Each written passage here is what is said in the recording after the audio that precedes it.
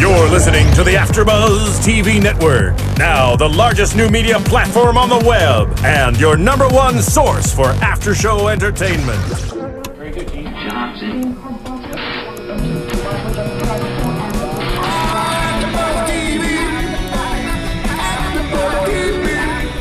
From the AFTERBUZZ Studios in Los Angeles, California, presented by Maria Menounos and streaming live thanks to Akamai Technologies, this is AFTERBUZZ TV's After Show.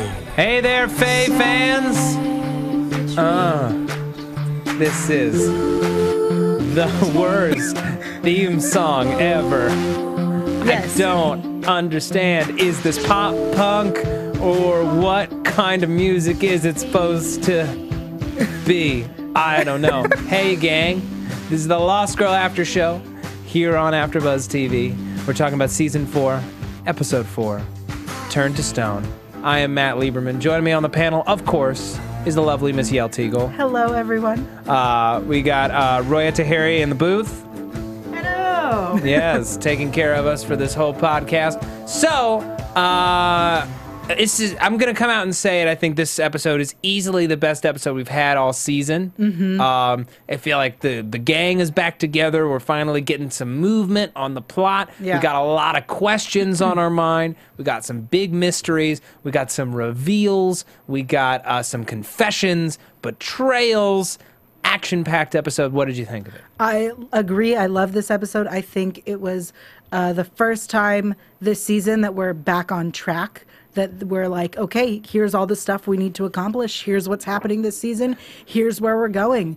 It's the first episode of the season I really enjoyed, even though it was completely bowless. Yeah. But I think this was my first one that was back to Lost Girl awesomeness. Yeah. It's back to the reason we love Lost Girl. Exactly. And you know, a huge part of that is the Bo Kenzi friendship, which has been kind of put on hold for the last 3 episodes. You know, like it's still a thread, it's still a plot, but we're not seeing it. And you know, Kenzi's palpable relief at Bo being home, we felt it too. Yeah. You know, it was great having her back. We opened though on Bo and Dyson training, sparring in this abandoned boxing gym, I guess. Yeah. Where they basically, you know, recap the situation like, I mean, we were in the woods and I was somewhere, but we can't remember. She says to him, all I remember is I was taken from the doll and I woke up in the woods. Yeah. That's it. Oh, great.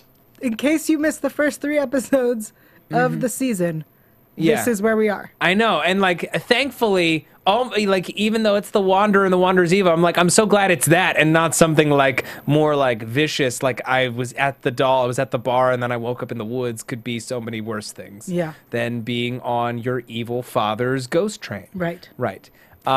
So after riding the ghost train, now she's back to riding the wolf train. Yeah, she was. As they quickly shed their skins and start banging in a dirty, sweaty boxing ring. Like I said, we were reminded the reason we love Lost Girl. Right. And it felt like, oh man, it's season 1 all over again. This is great. They're back to, you know, like verbally sparring and physically sparring and genitally sparring and like, oh man, it's like it's all kind of fun, all kinds of fun and snappy again. Yeah. You know, so they're kind of like tiptoeing around it. He hasn't really mentioned, you know, his love for her. Yeah. He's just kind of playing it cool for right now. I have to imagine on some level, if my face is doing weird stuff, if you're watching it, it's because I'm fighting off a sneeze with an intense fury. The fact is, you know, he's got to kind of put up or shut up. He needs to come out and tell her how he feels because, you know, I'm sick and tired of him moping. Lauren's gone. She's having sex with you, which means she's not that broken up about it. Yeah. So, you know, make your play. She felt for you very deeply not so long ago. It hasn't been so long that she's forgotten it. Yeah. We all know that she loves him and she says how much she loves him, and she's a succubus. She can love more than one person. Yeah. She's poly. Yeah. Yeah. So he can do it. He can do it. Listen, I am sick and tired of him getting this milk for free. Okay? He needs to buy that cow. He needs to give it a ring. Not just one that he finds in some dude's grave, but like, you know, the real, like the 2-month salary deal. Do you really think that she would accept a ring and settle down? I think she might accept the ring. I don't think she'd settle down. Well, of course she'd accept the ring. I mean, she'd accept any jewelry. He'd understand as long as she kind of belonged to him on some level. He's not going to interrupt her nature no more than she would tell him not to turn into a wolf and run through the woods at night. Not that he does that often. Right. For a wolf, he's fairly domesticated. It's been thousands of years. I know, but like he's just like he'd much rather just go have a drink than, you know, be all wolfy. And okay, I hate that I'm doing this, but I have to ask. Is he the only werewolf in the entire universe in this show? No, he's the only werewolf in city. In city? Yeah. Okay, cuz like normally don't wolves run in packs? Yes. But if you recall way back when... And we did those flashbacks to his past. To his past and his warriorness, and he's been with wolves and whatnot. Right. And I think that he's given up on the pack life. The pack life. Which happens in shows with werewolves. For example, True Blood. I know. And, you know, he's old enough that, you know, maybe he's tired of being a frat boy. Yeah. Running around with his pals. And he'd rather settle down with a nice succubus. Yeah. All right, so they're training, they're banging, there's a gargoyle that's just there, and then it isn't, and we're like, what? Yeah. What is this gargoyle? Why is it watching them bang? Who sent it? Does it have a camera? Yeah. Will that be uploaded to YouTube later? Right. Do the Fae have cameras or some kind of Oculus Rift device? Like, these are all valid questions. Yeah. They probably don't. Yeah, so this gargoyle's there, disappears, cut to opening credits, searching while hiding. Mm-hmm. And then we get Bo and Kenzi and Tam Tam, who is still Teen Tam Tam, loves watching her X-Files, decides to do that instead of going out with Bo and Kenzi. Because it's boring to be an adult. Yeah, exactly. So boring. Straight to the doll. It's dead as a doornail. And then Bo, of course, wakes it up using succubus powers, and everybody's dancing to Spice Girls. Yeah. That sounds like a great night. Yeah. It's like as it should be. Yeah. Because everyone's going to go home and have sex tonight to 90s Britpop. Hell yeah. Yeah. That's why it's such a great show. Yeah. But while they're gone, some ninjas break in. The worst ninjas ever. The worst ninjas ever. The loudest ninjas ever. Yeah. Because ninjas are supposed to be silent. They break through the magical protections that Trick had put in place to prevent Faye from getting in. Mm-hmm. And Tamzin grows up, or like she shrieks. She does her Valkyrie thing. She does her Valkyrie on him. Yeah. Her ugly face, which gives her a total complex about whether or not she's pretty, which she shouldn't be so worried. She's beautiful. Yeah. She's beautiful just the way she is. Yeah. And she grows up just that much more, and now we've got full-grown Tam Tam, and this man is happy. I like Tamzin. You're a fan of Tamzin. I like Tamzin. Interesting. I like Tamzin. I liked badass Tamzin. Yeah. I think self-conscious Tamzin is a pain in the ass. Well, we've only had her for an hour. I mean, she's still a pain in the ass. Fine. She's pretty. That is true. It's true. But I'm hoping that we land somewhere in between badass Tamzin and super self-conscious annoying Tamzin, where we've got badass Tamzin with a nice little modicum of humility and sweetness. Yeah. You know, I'm looking for with just like like a quarter cup of sugar. Yeah. That's what I'm looking for. You know, she's trying to figure out who she is and, you know, what happened in her last life. She doesn't remember.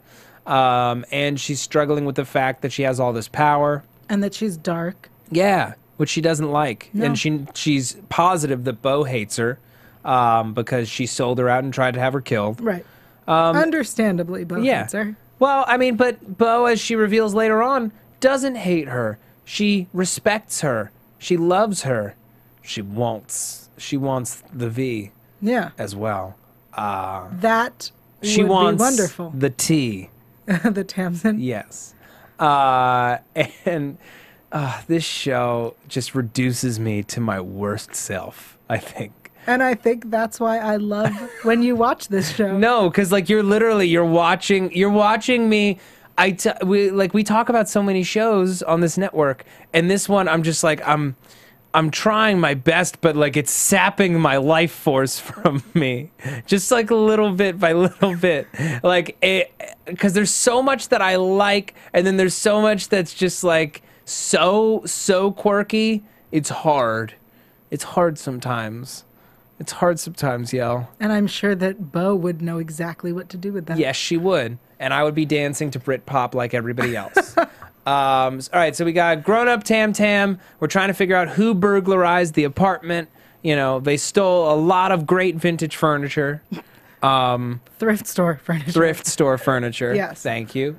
So they take Tamzin to the police station and ditch her with Dyson. Yeah, that was great. Mm-hmm. I appreciated that, and I appreciated their trying to be covert negotiation about the sex that they would have later. Yes. You know, very much what a couple or an almost couple would do. Gives me hope. Gives this man hope. That they'll get together. Yeah. Not hope that you have a chance. No. Okay. Just to clarify. No. I agree. I'm human. There's nothing I could really do about that. You know. Come on. Duh. I'm human.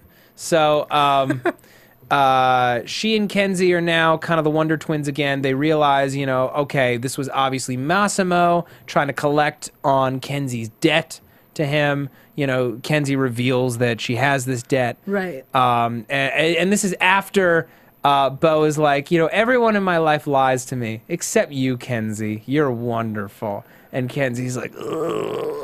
I got this sinking pit in my stomach. I am full of lies. Yeah. Which, like, okay, she says, she reveals to Bo that she kissed Dyson. Now, we assumed that she and Dyson did a whole lot more. Yeah. While the two of them believed that Bo wasn't there. And she didn't mention, like, I kissed him, but it was only when we didn't remember that you existed. Which, Right. I mean, now that I'm saying it, sounds really bad. But... No, but it's a legitimate excuse. Yeah. We kissed because the timeline had been rewritten almost. Yeah, you weren't in our lives. We didn't know you existed. Not just we didn't remember, we didn't know. Yeah. So this was, we were meeting and working together and getting stuff done together, and, you know, things happen, and it happened, but had you been part of our lives, it would have never happened. Yeah. None of that discussion came up. No. It was just by the way, this happened. But then I realized something completely different. Yeah. No, but like that's the thing. I really wanted them to like hash out this whole issue because there's still a lot of meat left on that bone. Mm-hmm. You know, are we just going to gloss over it now as a show and just forget that it ever happened? Because then, you know, Dyson and Kenzi have a moment alone together where Kenzi is like very physically affectionate with him. And I'm like, is she still holding any kind of feelings towards Dyson? Are they back to being big brother, little sister? Yeah, I couldn't tell. Like, the lines were kind of blurred for me. What do you think? I think that because of the way she revealed to Bo that, hey, yeah, I kissed him, but then I realized that I don't like him, I like Hale, which is, first off, a stupid sentence in itself. Yeah. But I think that's when we can assume that her relationship with Dyson is still big brother, little sister. Okay. Even with that weird hiccup in the middle. Okay. All right. Fine. All right. So I'm just going to say, I guess, that they didn't sleep together. Why tell her we kissed and then save that for later? Right. You know? I assume, I guess we're to assume that they didn't sleep together and accept that.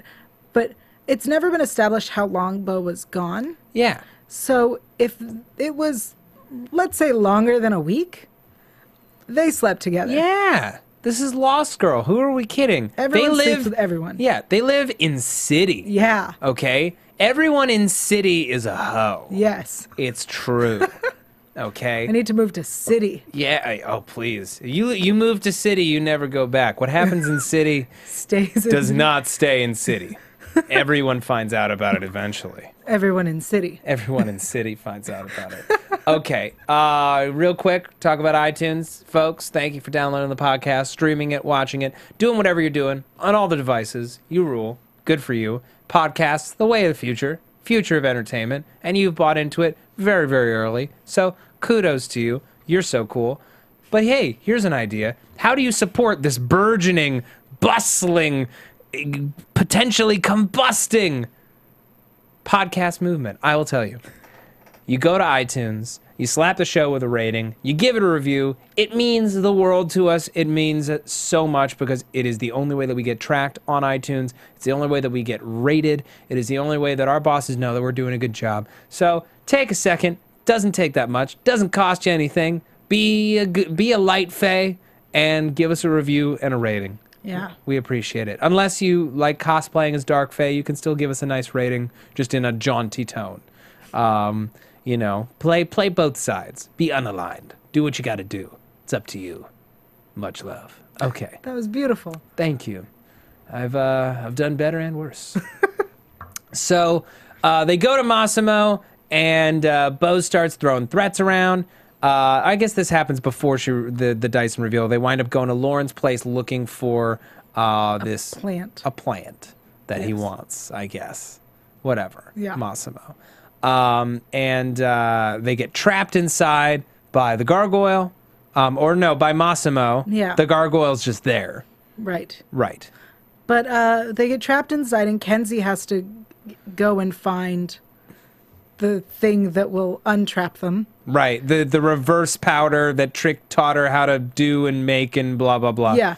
But I think the best part is when she's sitting there being like, I'm not going to shower and get this, the nymph genitals off of me.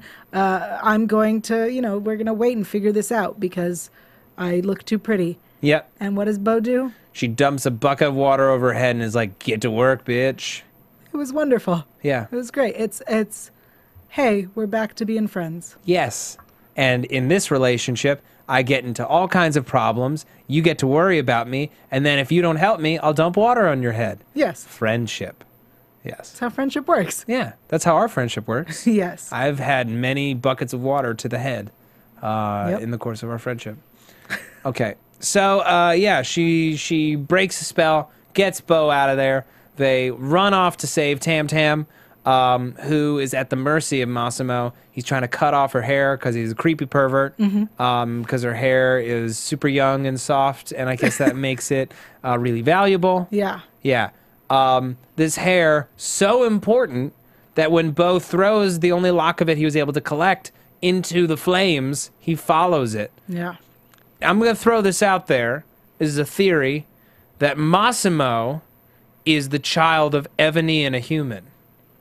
Because if Fae mates with humans, there will never be powers.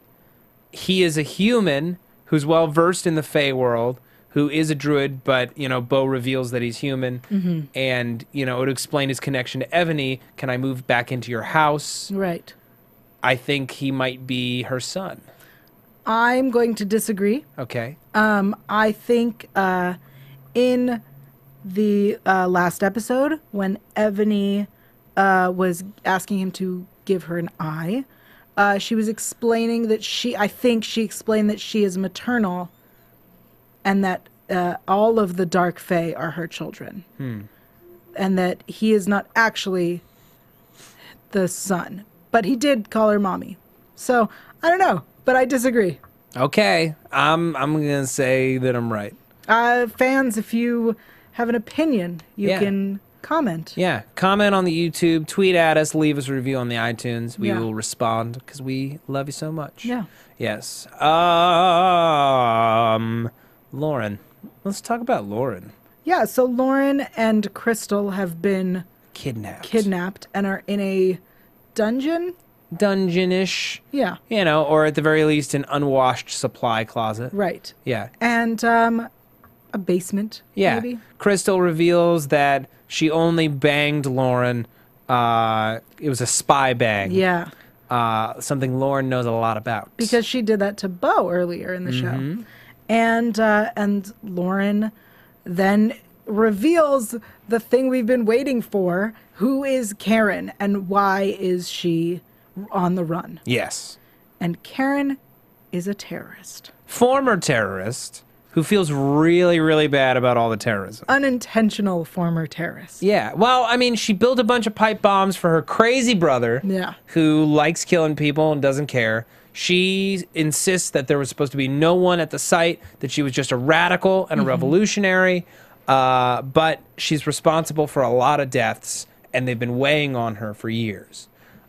Which is how, you know, her self-confidence got so low, her self-worth got so low that she let herself become this indentured servant. You know, she's someone who has a lot of personal strength, but I feel like got pushed to a really dark place before she met Bo. You know, and didn't even realize it for a very long time.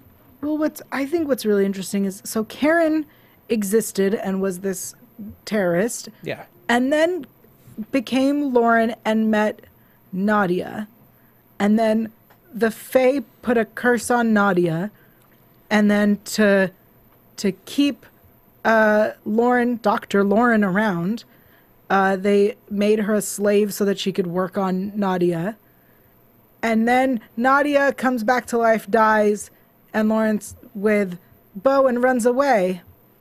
Wait, I want to know what happened between Karen and Nadia. Where did we get from Karen becoming Lauren and meeting Nadia? That's what I want to get. Yeah. There's a whole chunk there that very much informs who she is and what drives her, which, like, now that Nadia is no longer with us, what does drive her? Yeah. You know, she's had this goal this whole time for all these years, and now it's gone, and Bo is potentially gone. Yeah. You know, so what...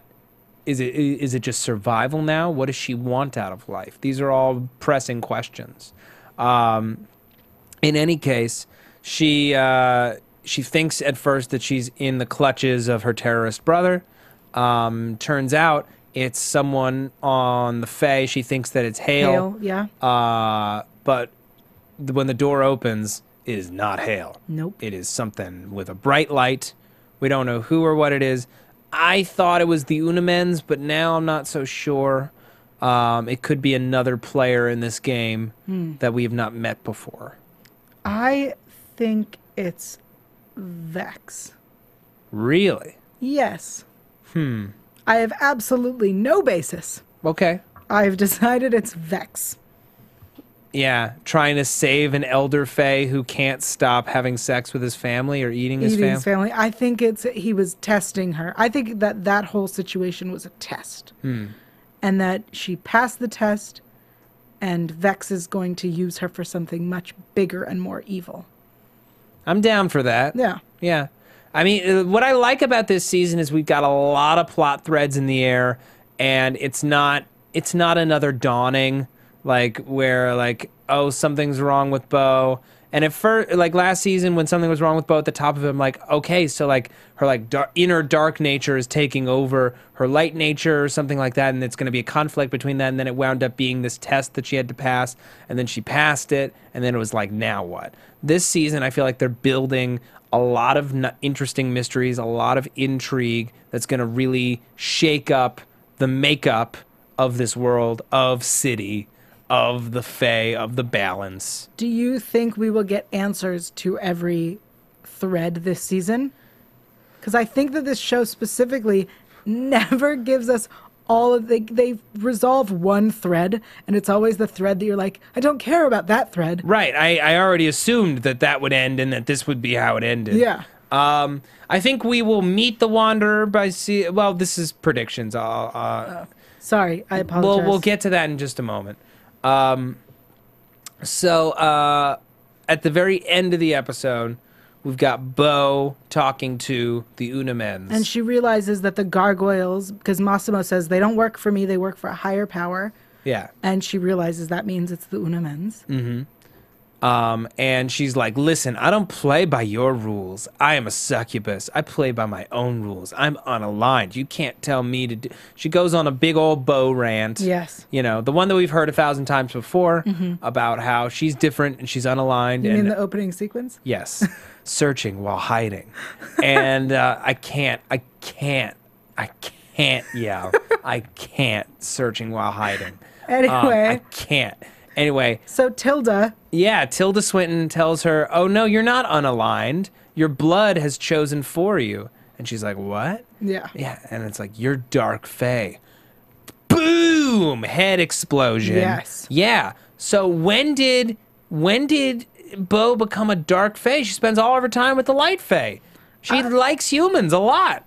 I think that her behavior, yes, she likes humans. She's defending humans, but she kind of, because of her, I'm unaligned, I don't follow by your rules, it's kind of dark. The dark are like, we're dark. We don't care about rules.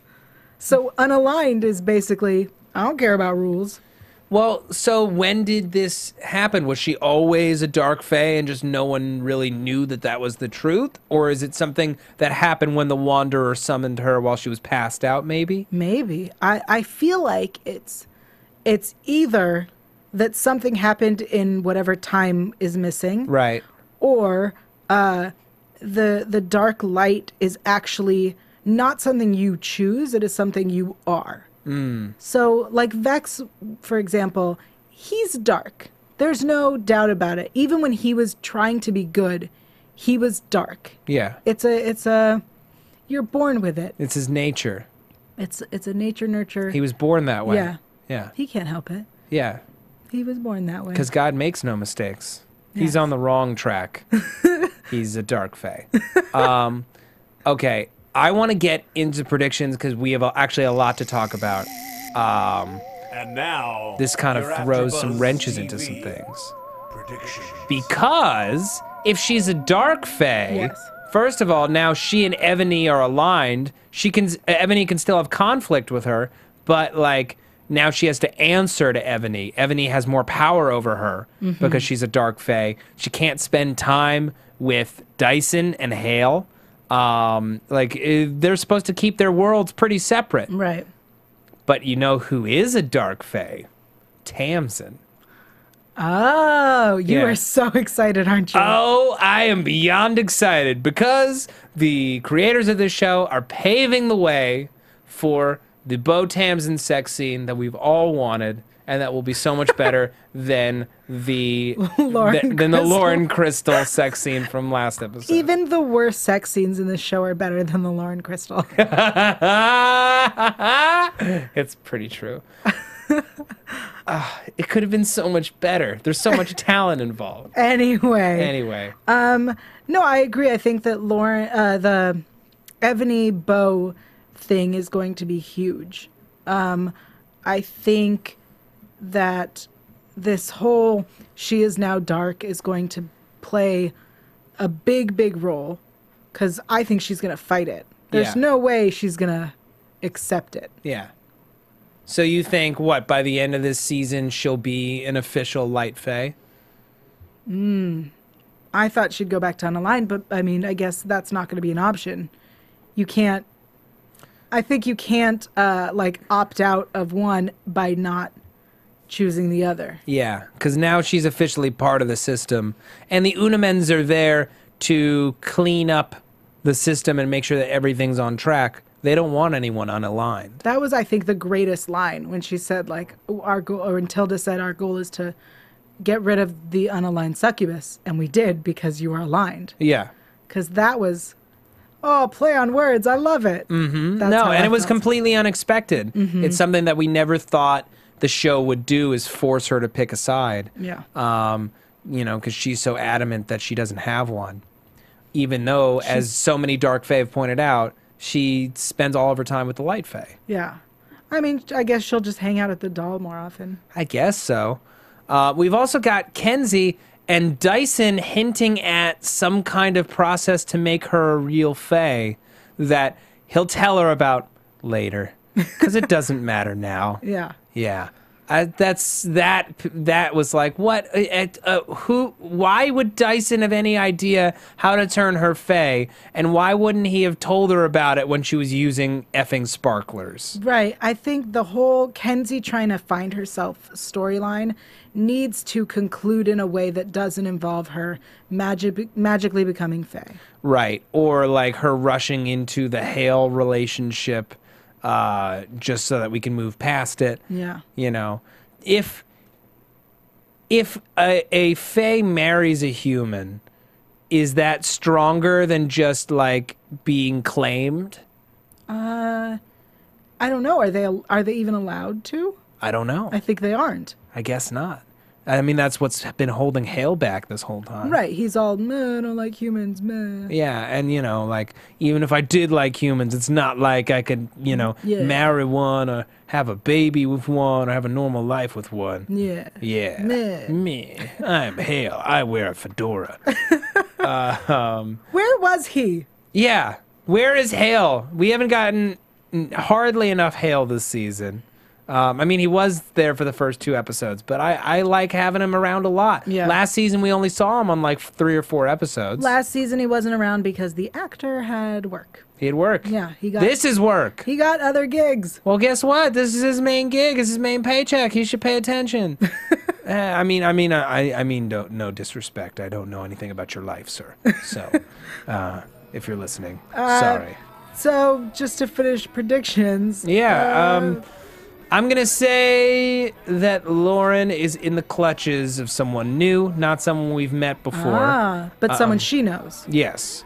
Or at the very least, someone we haven't seen in a long time. I'm pulling for season 1 Ash, even though he's dead. I'm like, bring him back. All right. Any other predictions from you, Yael? Other predictions. No. Okay, That's where can it. the people find you? The people can find me online at yael.tv. That's YAEL.tv. And on Twitter and Instagram at Yael Tygiel. YAELTYGIEL.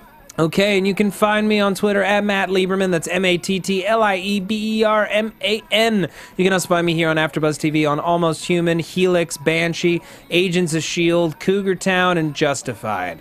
Probably more stuff in the spring and in the winter. Keep you posted on that. And if you're in the LA area and you love live comedy, I perform the first Sunday of every month at the I.O. West Comedy Theater on Hollywood Boulevard as a member of DJ Fawcett. Our next show is actually March 9th at 9 p.m. I hope you join us for that. Thank you so much for joining us, and we will be back with 2 more action-packed episodes next week. Good night.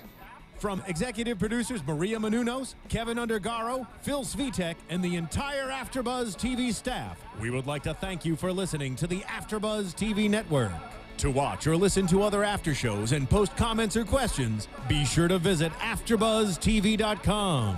I'm Sir Richard Wentworth, and this has been a presentation of AfterBuzz TV. Buzz you later. The views expressed herein are those of the hosts only and do not necessarily reflect the views of AfterBuzz TV or its owners or principals. Thank you for watching AfterBuzz TV on YouTube. For more of your favorite after shows and interviews, subscribe to our channel here, and be sure to share your opinion on the episode in the comment section below here. We'd love to see what you guys are buzzing about. Thanks again. Buzz you later.